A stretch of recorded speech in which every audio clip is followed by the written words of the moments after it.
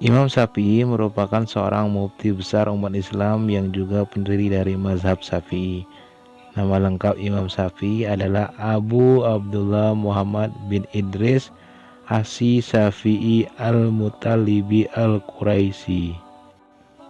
Sebelum menjadi ahli fikih besar, Imam Syafi'i pergi ke Madinah untuk berguru kepada Imam Malik, pendiri mazhab Maliki. Kecerdasan Imam Syafi'i tidak lagi diragukan, terlebih dalam bidang fikih, di mana beliau mampu menggabungkan dua jenis fikih pada saat itu, madrasah hadisnya Imam Malik dan madrasah ra'yi akal logika Imam Abu Hanifah. Berikut ini ada beberapa kata bijak Imam Syafi'i yang bisa dijadikan motivasi ataupun nasihat dalam hidup kita. Pekerjaan terberat itu ada 3. Sikap dermawan di saat keadaan sempit, menjauhi dosa dikala sendiri, berkata benar di hadapan orang yang ditakuti. Pilar kepemimpinan itu ada 5. Perkataan yang benar, menyimpan rahasia, menepati janji, senantiasa memberi nasihat, menunaikan amanah. Kebaikan itu ada 5 perkara: kekayaan hati, bersabar atas kejelekan orang lain, mengais rezeki yang halal, takwa, dan yakin akan janji Allah Subhanahu wa Ta'ala. Jika terdapat banyak kebutuhan yang harus dipenuhi, maka mulailah dari yang terpenting dan mendesak.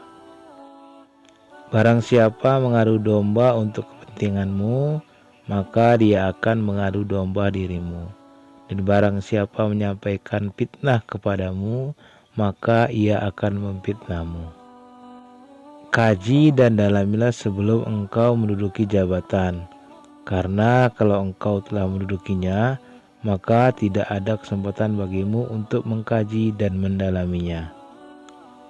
Manusia yang paling tinggi kedudukannya adalah mereka yang tidak melihat kedudukan dirinya, dan manusia yang paling banyak memiliki kelebihan adalah mereka yang tidak melihat kelebihan dirinya.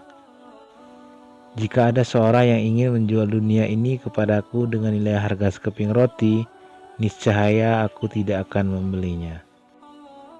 Tiada kesusahan yang kekal, tiada kegembiraan yang abadi, tiada kefakiran yang lama, tiada kemakmuran yang lestari. Apabila sikap hatimu selalu rela dengan apa yang ada, maka tak ada perbedaan bagimu antara dirimu sendiri dan para hartawan. Banyak orang yang telah meninggal, tapi nama baik mereka tetap kekal. Dan banyak orang yang masih hidup, tapi seakan mereka orang yang mati tak berguna.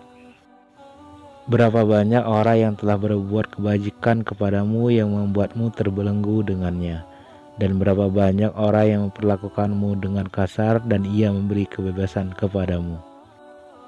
Biarlah mereka bersikap bodoh dan menghina, dan tetaplah kita bersikap santun.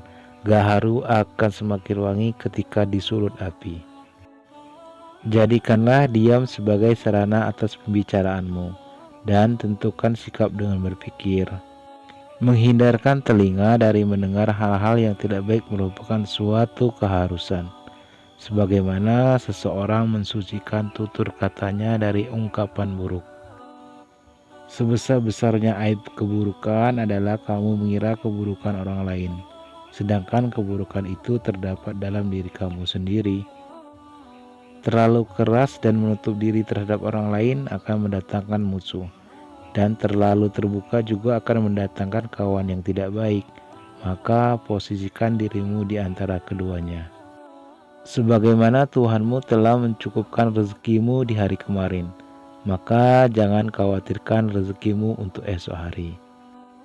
Bumi Allah amatlah luas, namun suatu saat apabila takdir sudah datang, angkasa pun serasa sempit. Doa di saat tahajud adalah umpama anak panah yang melesat tepat mengenai sasaran. Dosa-dosaku kelihatan terlalu besar buatku, tapi setelah kubandingkan dengan keampunanmu, ternyata keampunanmu jauh lebih besar. Kamu tak akan mampu menyenangkan semua orang. Karena itu cukup bagimu memperbaiki hubunganmu dengan Allah. dan jangan terlalu peduli dengan penilaian manusia.